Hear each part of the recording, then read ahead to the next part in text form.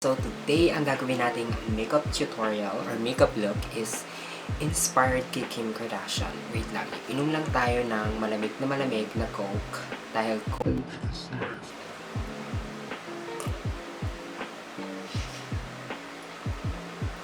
Okay, so nakita ko yung mga picture ni Kim Kardashian. Siyempre, ang look niya is more on tanned beauty. Siyempre, yung kanyang signature na contour, more on highlight, nude lipsticks, very minimal, not minimal, brown eyeshadow sa eyes, and then medyo may pagka-konting smoky eyes. So, ganun yung gagawin natin today, and I hope na maging successful tong look na to dahil siyempre, yung mga ginagamit niya doon more on high-end product. But today, nagamit tayo ng mga affordable na pwede nating maging dupe sa mga ginagamit niya. And syempre, hindi dyan mawawala ang contour stick dahil yun ang isa sa pinakalagi niyang ginagamit dahil din siya nakilala sa kanyang Contour 101.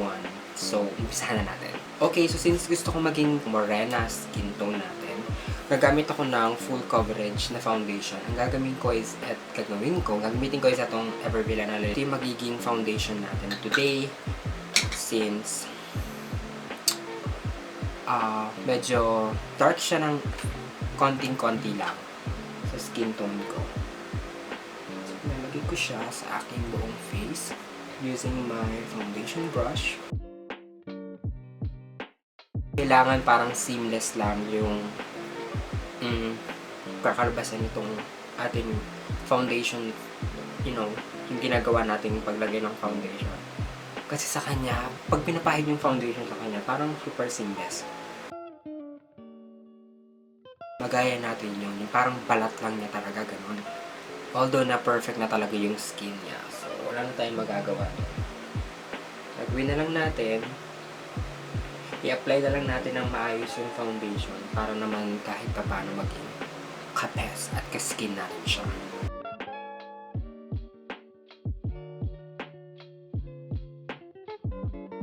So, kung makikita nyo, medyo nag-tone down na ako ng konti dahil dun sa foundation. Ang ganda talaga nitong foundation na to.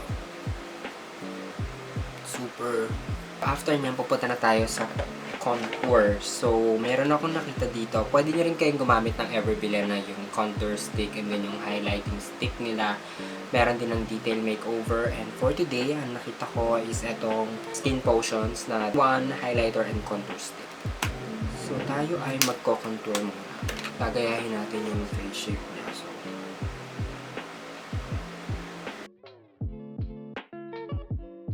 kailangan papayatin natin yung ating face, mga besh.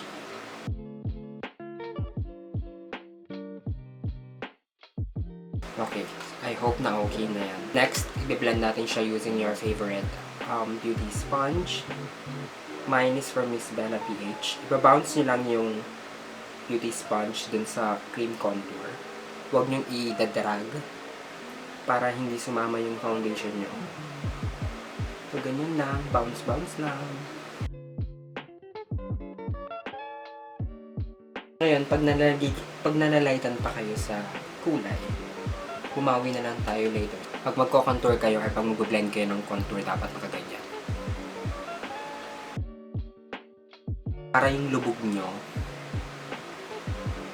mag-blend din doon.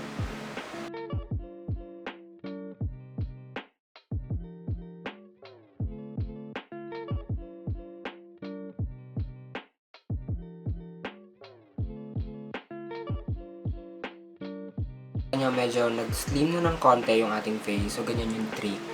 Diba? Maglalagay lang tayo ng konting contour dito. Tapos, pag mag-blend kayo, concealer na. Pupunta naman tayo sa kanilang concealer. Ito yung detail makeover na Intense Cover Concealer. High coverage siya. Kaya, ito yung isa kong napili para mag-blend ng concealer. Or maglalagay tayong concealer. Kung maglalagay tayo ng concealer, alamin nyo na kung nasan yung mga highest point ng face ni Kim Kardashian. And may blend nyo na agad.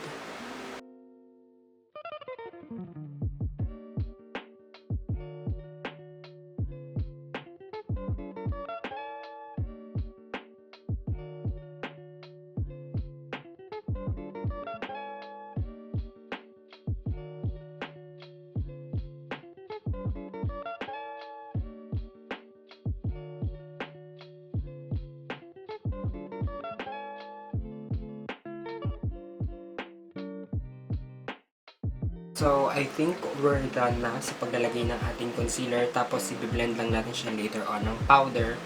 At magpapatong na lang tayo ng mga highlight kung ano yung na-highlight dun sa face. So, after nyan, siset ko lang yung aking face. Gagamitin ko tong detail na mineral loose powder. This is in the shade Natural.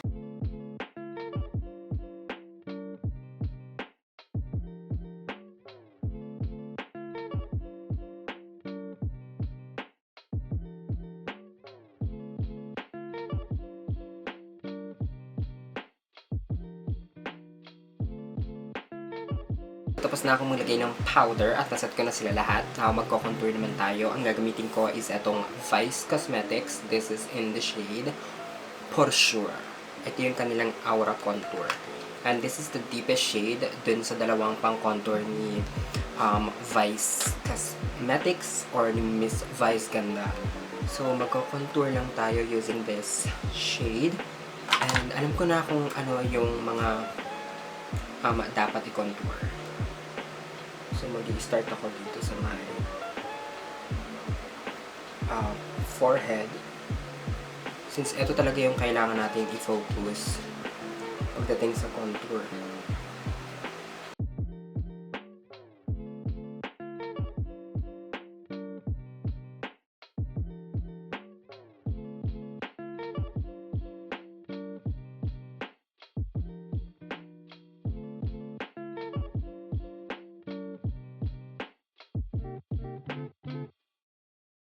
Okay, so I think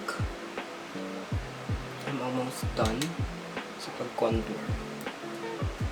Okay, next naman, kumuha ako ng light foundation. So this one is from Colourette Cosmetics. Ito yung kanilang Flexi foundation. This is in the medium coverage. So, ang shade ko is yung Cosmic Latte. Kumuha ako ng light shade para ito yung magsisilbing highlight natin sa face ni Kim Kardashian. So, meron akong kopyahan dito.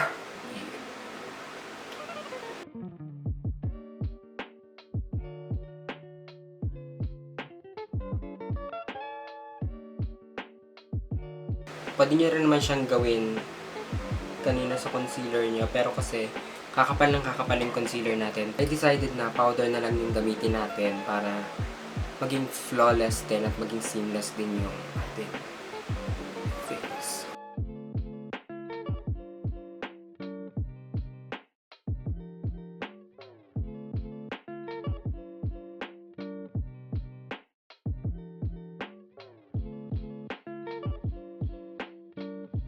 Okay. So, mamaya na ako magko-contour sa nose. Umpisahan ko na yung aking eye makeup. Okay, for the Kim Kardashian brows, gagamit ako ng brown pomade. Gagamitin ko tong detail makeover na gel eyeliner. I love this one. So, kung gusto niyo talaga ng very putok na pangkilay, so, mag-drawing lang ako since maganda talaga ang kilay ng mga Kardashian. So, dedmahin ko na sila sa Japan. Maganda rin naman ang kilay ko. Char. Kailangan lang talaga ng arte. So, that's the brows.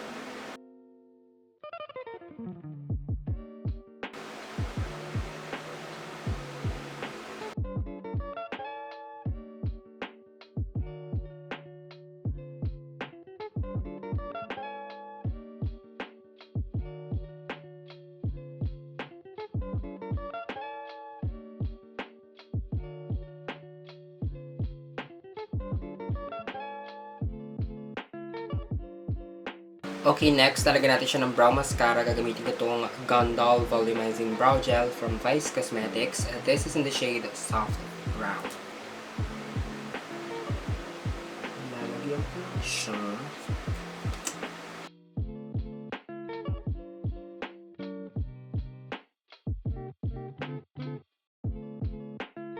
So, kung makikita nyo, nililinis ko lang yung kilay ko. Gumamit lang ako ng concealer para ma-define. Okay, so I think I'm done with my brows. Next step is eyeshadow. Okay, so Kim Kardashian is known for her very soft subtitle, smoky eyes or brown neutral.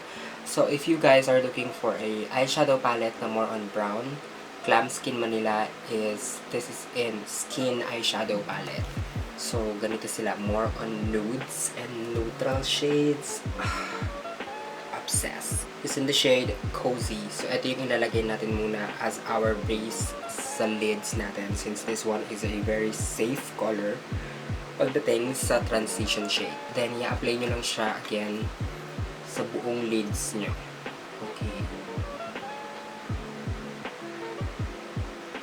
So sasama nyo na yung lids. Hindi lang kayo magpo-focus sa crease area.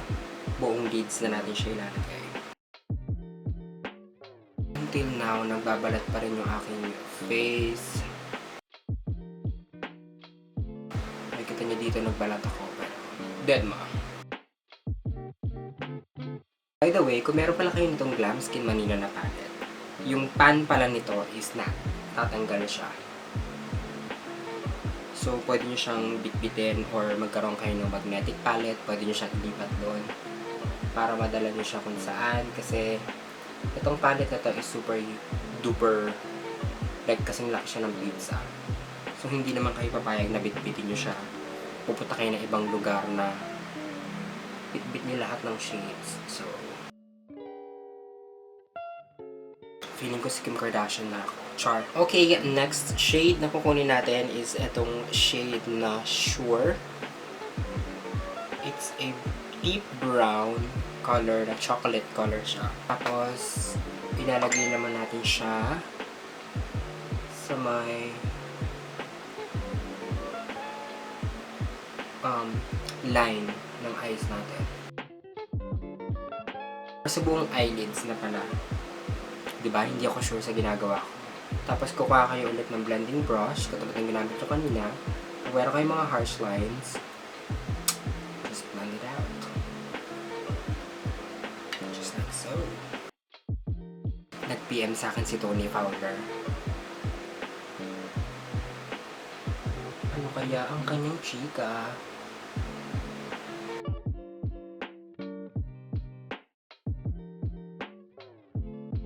Gusto ko lang sana siya magstay ng ganito, yung brown. Pero kasi parang, I don't know, we'll see. Yung shade na Sure, kunin natin siya at ilalagay natin siya sa ilalim ng mata. Kaya brown yung kinuha ko kasi brown yung pinaka-safe na kulay. And alam ko din na ganito yung mga shade ni Kim Kardashian. Nudes, brown, warm brown, ganun. Kukunin natin yung shade na Hopes. Konting-konti lang yung kukunin natin yung shade dito. Then, lalagay natin siya sa may outer corner ng eyes. Then, i-smudge natin siya.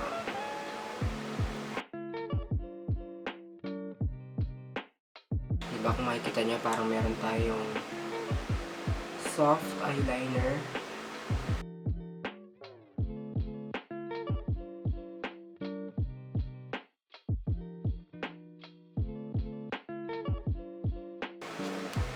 Oh my god, I like it! Okay, next eyeliner at gagamitin ko is itong Everbilena All Day Eyeliner Pen. Maglalagay lang ako ng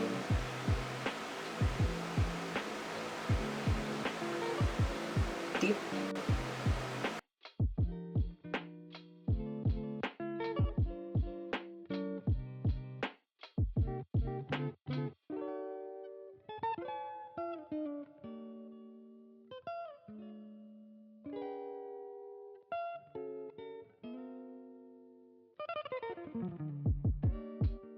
Kumuha tayo ng medyo dark na eyeshadow naman. Etong Class, ilalagay ko lang siya sa may ilalim ng aking mata. Dito sa waterline.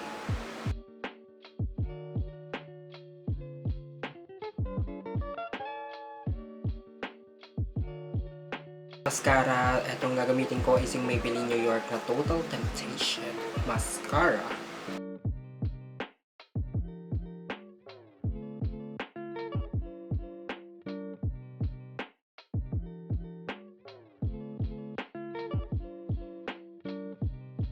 Okay, so gagamitin ko tong Cinderella lashes in Palawan. Since maganda din yung pagkaka-wispy ng lashes niya. So maglalagay lang ako ng lashes off camera. I will be right back to you guys para tapusin yung ating buong Kim K face. Okay, so nakapaglagay na ako ng aking lashes. And kung makikita nyo dito, medyo hindi ko pa siya masyado nadidikit kasi naluluha yung mata ko. Hindi ko alam kung bakit. But before that, pupunta muna tayo sa ating blush on. Ang gagamitin ko is itong EB Advance in Rosy Chic.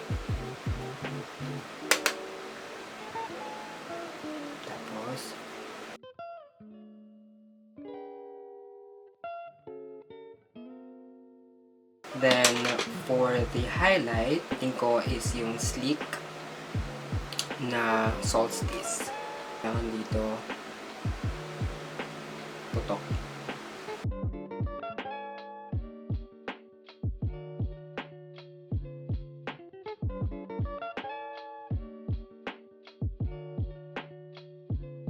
There! I forgot my nose contour.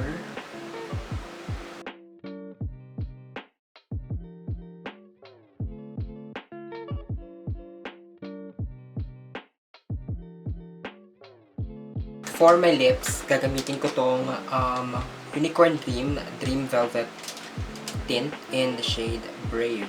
Super local brand nito and I like it. So, supportahan natin sila.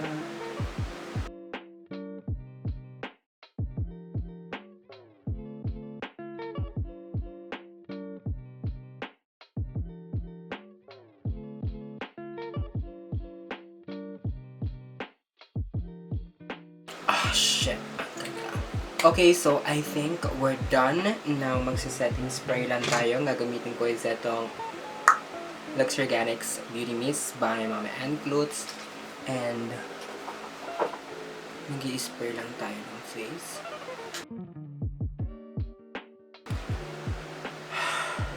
So, after this one, maglalagay na ako ng wig and I am so ready para sa ating final aura.